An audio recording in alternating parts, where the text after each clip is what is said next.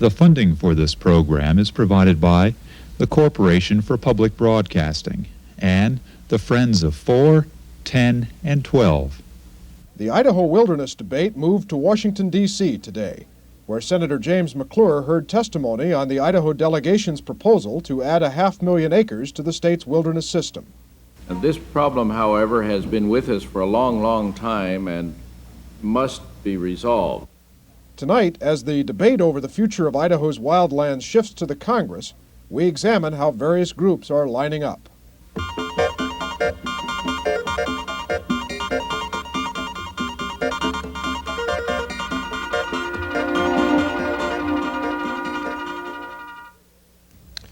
Good evening. If Senator James McClure and the rest of Idaho's congressional delegation have their way, the question of how much additional land will be designated wilderness in this state will be decided quickly.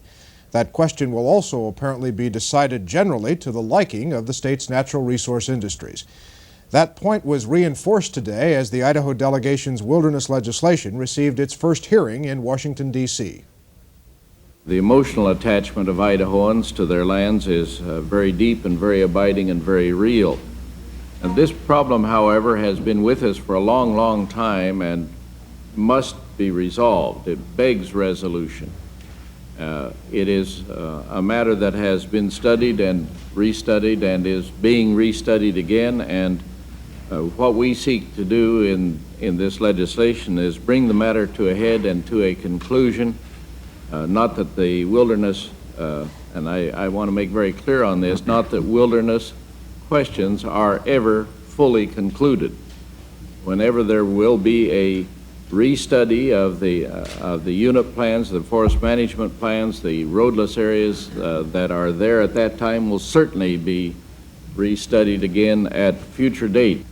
But I would note that this legislation would propose an increase in the current wilderness system in Idaho from 3.8 million acres to 4.4 million acres, which means if the bill is enacted as we have presented it to the Congress, approximately 37% of Idaho's roadless national forest land will be designated for wilderness management. Idaho has and will continue to have, after passage of this legislation, the largest wilderness system in the lower 48 states. Some people think that's bad. I happen to think it's good. I think it's a balanced judgment that must be made, and since it is a balanced judgment that must be made, it will be subject to differences of opinion. And I hope that the Congress will accept this legislation and that we can move forward with it, because I believe it is a big compromise as far as many people in the state are concerned that want no more wilderness. Those comments were made today in Washington, D.C. as discussion on the Idaho Wilderness Bill began. The way the delegation has handled this wilderness legislation has been controversial. Conservation and wildlife groups were shocked when on March 16th the delegation unveiled plans for an addition of 526,000 acres to the wilderness system in Idaho. Supporters of much more wilderness contend that that proposal, on which Senator McClure has taken the lead, proposes even less wilderness than the state's timber industry has suggested. At the same time, timber, mining, and livestock groups have applauded the recommendations, and they did so again at the Washington hearings today. In a moment, we'll hear two very different views on this. From Pat Ford, the executive director of the Idaho Conservation League, who joins us in Boise, and John Barclay, who represents the Idaho Forest Industry Council, who joins us in Moscow tonight. But first, we have a quick look at all of the Idaho wilderness proposals that are now on the table for discussion. Estimated 10 to 12 million acres of national forest land in Idaho remains essentially wild and roadless. The area is shown in yellow on this map. It's nearly 1/5 of the entire state. Thus far, Congress has placed 3.6 million acres of these wild lands in the National Wilderness Preservation System, the green areas here. They include the Selway Bitterroot, the River of No Return, Gospel Hump, Hells Canyon, and Sawtooth wilderness areas. A number of Idaho groups have said that's enough wilderness. They've recommended that no more of Idaho's wild lands be protected as officially designated wilderness. We feel that this being the largest U.S. wilderness outside of Alaska, that it's sufficient. The remaining land should be check for its potential before they go into anymore, before they lock up anymore. The main force behind the wilderness movement is being generated outside the state, and all of the polls would bear me out that the majority of Idahoans don't seem to favor that type of designation. Land should be used for whatever resources are there, and we feel like when you lock it up in wilderness, you exclude everything but those people who are looking for a recreational experience, wilderness experience. You don't mine the logs, you don't take out the timber, and you reduce the economic opportunities on the land. Wool growers are concerned about wilderness classification in that it prevents proper range management techniques to be employed. By properly managing these lands, we can keep these lands productive and healthy for all generations, not just, say, a 1 in 5. To deny access to potentially valuable natural and economic resources which underlie Forest Service lands is to deny Idaho's resource-based economy access to those resources, and it precludes options for future generations of Idahoans with regard to Idaho's very much resource-based economy. The Idaho Cattlemen's Association believe in wilderness areas. We feel that an area as big as Rhode Island and Connecticut is enough wilderness. We believe in them, but we don't want to tie up our whole state. We think that the others should be for development to help the economy of this state. At the other end of the spectrum is the proposal of Earth First, a national group espousing the extreme views advanced by author-naturalist Edward Abbey in his books like The Monkey Wrench Gang and The Journey Home. Earth First proposes the addition of 8.5 million Idaho acres to the National Wilderness Preservation System, virtually all of the roadless land left in the state, and a few areas already roaded and developed which they say should be allowed to revert to wilderness. And we tried to figure out which of these areas do we think should be destroyed, which of these areas should not remain as wilderness. Well, we couldn't come up with very many, so we ended up coming up with a 7.3 million acre wilderness proposal for the state of Idaho. However, a number of local Idaho conservationists then objected to certain of the areas that we had left out, so we had to go back and revise it.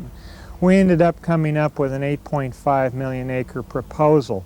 And McClure, in his proposal here, comes out with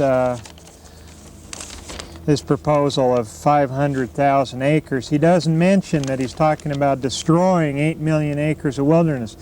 It's like tearing down a building and saying you're preserving it because you kept a little piece of the chimney or something.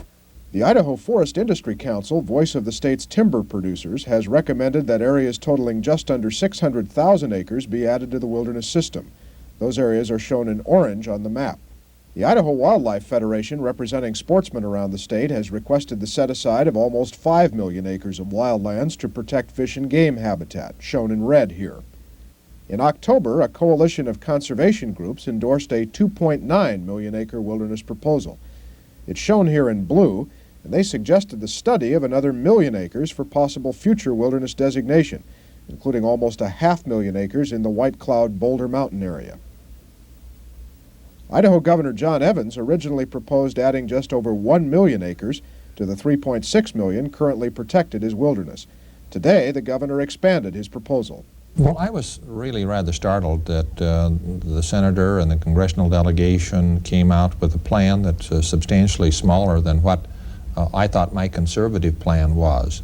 I thought my plan was probably in the range that would, in the final form, be selected appropriately. Mine was for a little more than 1 million acres when I made the recommendation. I've now increased it for testimony before the hearing in Washington, D.C., for 1.2 million acres of additional wilderness areas. The creation of the Central Idaho Wilderness Area, the Frank Church River of No Return Wilderness Area. As a result of those efforts, we've seen our tourism, travel industry grow very rapidly. And we're going to see that into the future. It was always established as probably the 4th or 5th most important industry today. It's now the third most important industry, ahead of mining in gross sales. And Evans says he cannot support the hard release language in McClure's bill.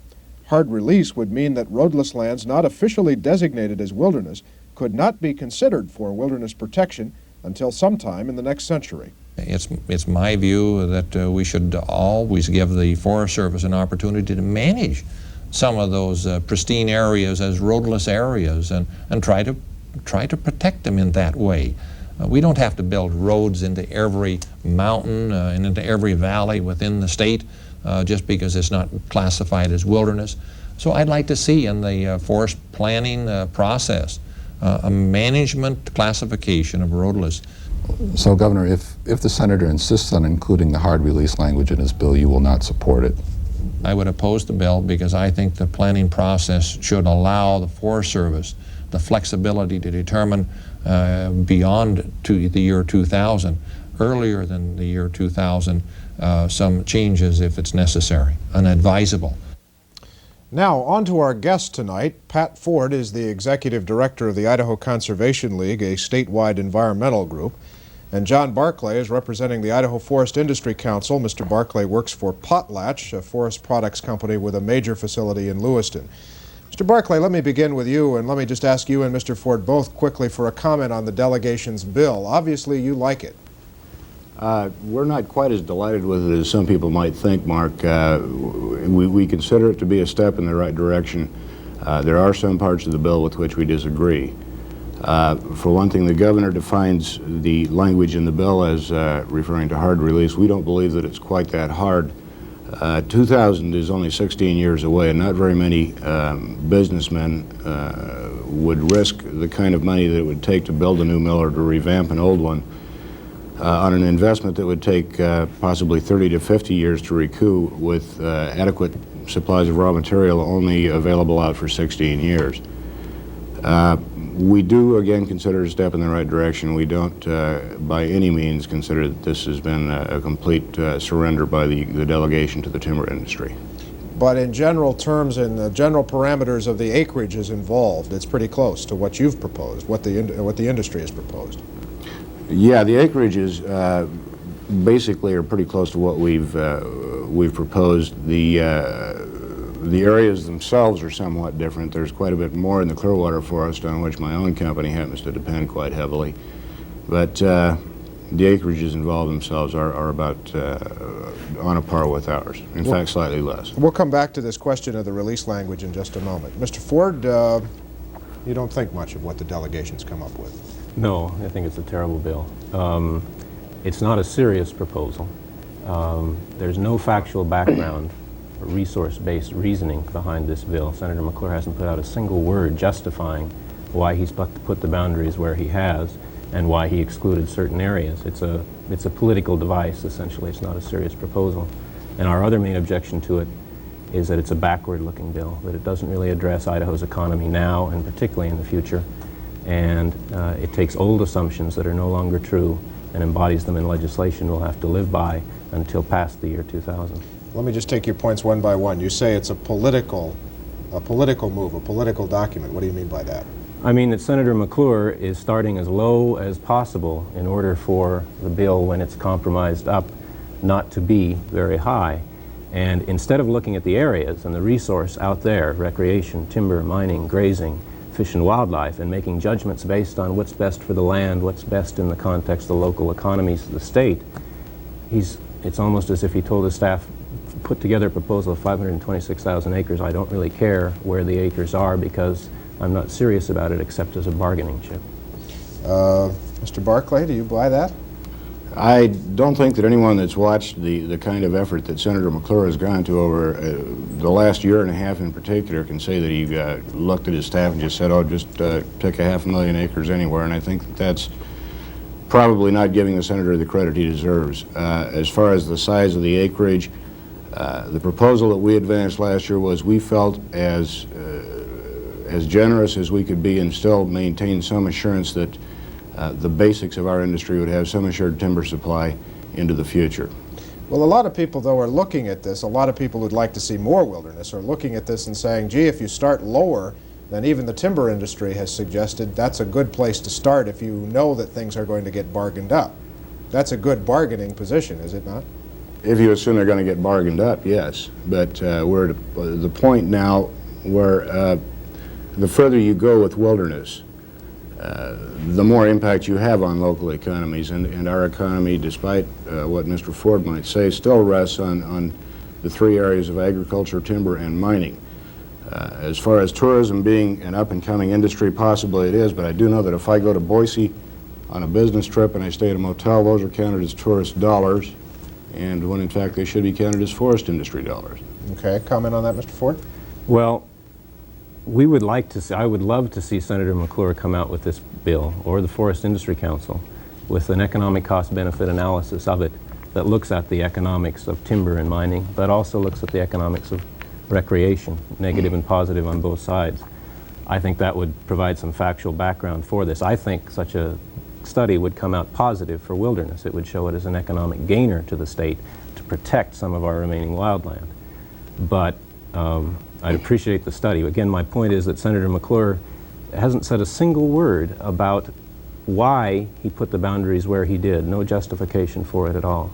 The Fish and Game Commission, in their recommendations earlier in 1983, put together, they spent a lot of work putting together critical areas for wildlife. Senator McClure's bill contains 38% of the acreage that they said was absolutely critical for wildlife. But he hasn't given a single word of explanation to them or the public about why he made that decision and what were the trade-offs he weighed more. It just seems... Mr. Barclay, excuse me, do you disagree with that point, that the Senator hasn't made the case, so to speak, for his proposal? I do disagree with that, Mark. I think that the Senator made it perfectly clear that he was balancing off the values that wilderness enthusiasts seek out of Idaho's resource base with the jobs that Idaho people currently have right now. I think he recognized some very hard facts, and I think he faced them, and I think he did it quite well. Well, Mr. Ford, I'll just say that I think if a job study were done on this bill, it would show that our proposal, as opposed to Senator McClure's, is better for jobs in Idaho. And I'd welcome the Senator who has the resources to do something like that, doing such a study. Okay, let me move on to the points you made earlier, Mr. Barclay, about the release language, the so-called hard release language. Let me try to simplify it here as much as I can. Basically, what the Senator is suggesting is where land will not be designated wilderness by virtue of this bill, that land would not be available for such designation again at least until the year 2000. Have I simplified it to the point of distortion, or is that basically it? That's my understanding of it, Mark. Okay, and you're saying that's not going even far enough. I'm simply saying that a person with the capital to invest in this industry knows he's not going to get his money back out of it in 16 years, and that's the extent of time that we can guarantee we'll have the resources available to run a mill. And according to this bill, in the year 2000, which is a mere 16 years down the road, the whole ball game's open again, and there are no guarantees that the land on which we have to rely won't be taken away again. So, in other words, the industry, the timber industry, needs a better blueprint, so to speak, for the future in order to make hard-headed business economic decisions about your industry. This has been our problem basically for about the last 20 years, Mark. Has been a lack of confidence. We don't know what's going to be there to work with. We don't know how many jobs we can provide. We don't know how to plan our future mill facilities. Since I've been at Potlatch, and that's 5 years, we have closed 3 mills in North Idaho permanently, and while a number of factors have gone into those decisions, the lack of an assured supply of future timber is a major factor that's been involved in each of those decisions. I'm not going to say it's the determining factor, but it was a major factor. Okay, Mr. Ford, you don't like the release language. Why? No, the practical effect of Senator McClure's release language will be that areas will not again be considered for wilderness until at least the year 2010 because of the timing of national forest planning cycles. So the year 2000 is a red herring. It will be at least until the year 2010, perhaps closer to 2015. In that period of time, at the current rate that the Forest Service is building roads in the backcountry in Idaho, most of that land that's released is not going to be there roadless. It's going to be roaded and developed in some way or another. And we think then it is essentially a forever decision being made now, not for the entire amount, but for the great majority of that acreage. This bill will be it. And that does not strike us as a reasonable way to do it. Well, let's take Mr. Barclay's point that the industry needs this sort of knowledge, so to speak, in order to make the economic decisions that they need to make in order to make a profit, to stay in business.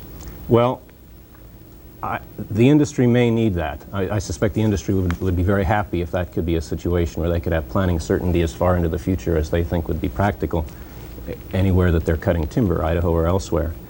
But this bill ought to be for Idaho, not the timber industry. And in Idaho, I think it makes sense to keep the wilderness option open on lands and to be able to reconsider it sooner than 30 years from now or 25 years from now, because things are changing fast in this state. My argument that wilderness is good for Idaho's economy, the recreation economy, I think is going to be much more true 10 years from now. And if we've closed off our options then, even if then there's unanimity on the state that it makes sense to open this question up again, we might not have the choice to do it. So 20 years from now, some of this land that is not designated wilderness now, much of it would not be available for wilderness designation simply because it wouldn't meet the criteria of being Right. roadless and undeveloped. Yeah, it'll be roaded and developed. Mr. Barclay, is that true? Mr. Ford, I think, I hope your assessment of the markets for the next 20 years is correct. It's certainly more optimistic than any that I've seen. I would simply also like to remind him that 20,000 Idaho people work in the forest products industry. More work in other industries dependent on the national forest, such as mining and grazing. And those people are waiting now to see whether they're going to have their jobs 10 and 20 years down the road. We'd like to be able to give them an answer to that. Well, is there a way, Mr. Ford, to get what you want and also to give Mr. Barclay some of what he wants in terms of this language? Or are the positions so far apart, and do you come at it from such a different point of view that it's really impossible to reconcile these two views of what could happen? Well, it's impossible to reconcile hard and soft release, and so far what has passed Congress and what I'm confident will continue to pass Congress is soft release, one planning cycle, and then you look at wilderness again. I don't think the hard release in Senator McClure's bill or as proposed by the Forest Industry Council is going to go anywhere in Congress. But this is something critical to the industry, this hard release language, Mr. Barclay. We believe that it is, Mark. Without what's being referred to as hard release, we're in the same situation we are now. We can't begin to plan anything for the future. We can't guarantee the jobs. We can't guarantee that the products will be there. And frankly, what happens in timber markets or in wood products markets won't make all that much difference. Mr. Barclay, let me give you a quote from Walter Minnick, the president of Trustjoist, a Boise-based company who testified before Senator McClure today, testified from the point of view that this proposal is much too small in terms of the land proposed for wilderness.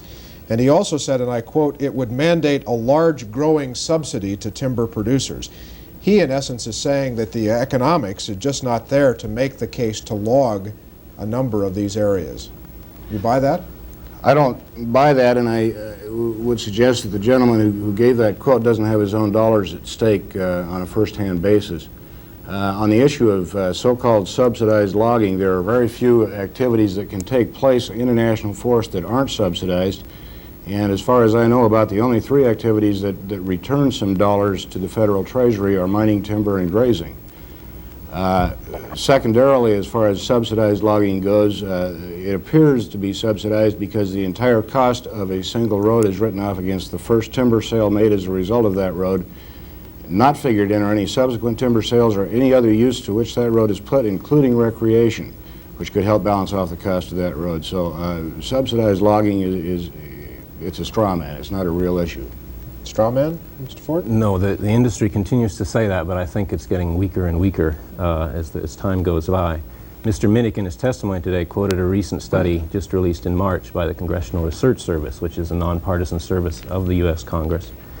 It was a study of economics of national forest timber programs in the western states, and its result is that Idaho and New Mexico have the largest losses on timber sales, averaging over the past 11 years $21 million lost per year. That analysis was based on only 65% of the actual cost. The road building cost that we talked about was excluded. So even without the road building costs, the program in Idaho is one of the two largest losers in the West. I think that this bill is a blueprint to continue that kind of subsidy to the timber industry in Idaho for the next 10 or 15 years until pressure builds up that's simply going to end the subsidy. I think that's inevitable, but I think they're putting off the time for it, and the victim will be this wildland that gets roaded at taxpayer subsidy. Mr. Barclay? I'm not familiar with the study that Mr. Ford talks about, so I really can't comment much further on that. But you just disagree with the assessment that some people make that that it's not economically reasonable to log some of these areas that are being talked about, that you would like to be able to log. I think if you look at it in the short term, an initial timber sale may not be the best way economically, short term, to realize the benefits that you're looking for from a particular piece of land. But if you're looking at that piece of land in terms of the kind of timber and the amount of timber it can grow over several more crop rotation periods, then the picture tends to change a little bit. Then the subsidy tends to fade somewhat. We're a long-term industry. We look at a crop rotation period of 60 to 100 years in our part of the country. We have to be long range. Mr. Ford, let me just take you in a different direction in the last couple of minutes we have here. What's going to happen to this bill, do you think, as it makes its way through the Congress? Can it pass the Senate in its present form? I guess it will pass the Senate in its present form because Senator McClure is a very powerful man in the Senate.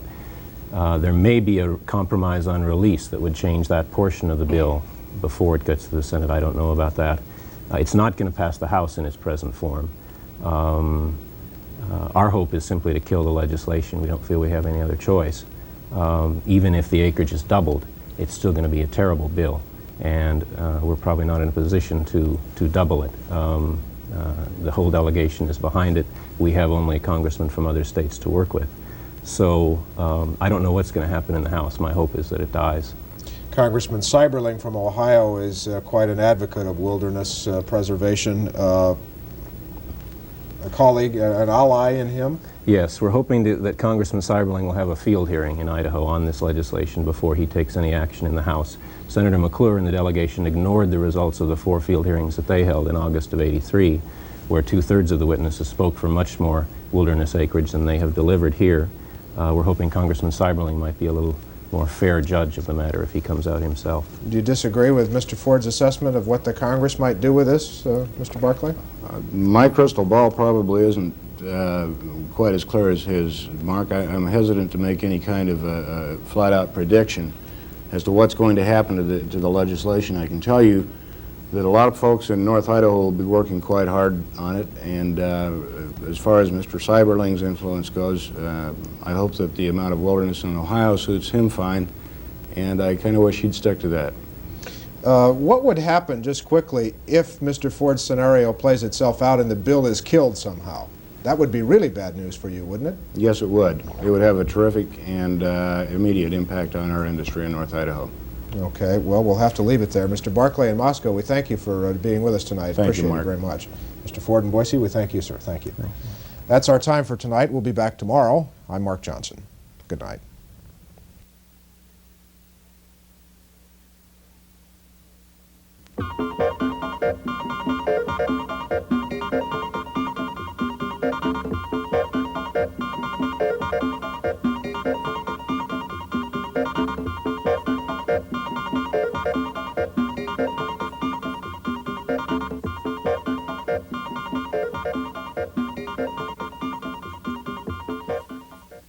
The funding for this program is provided by the Corporation for Public Broadcasting and the Friends of 4, 10, and 12.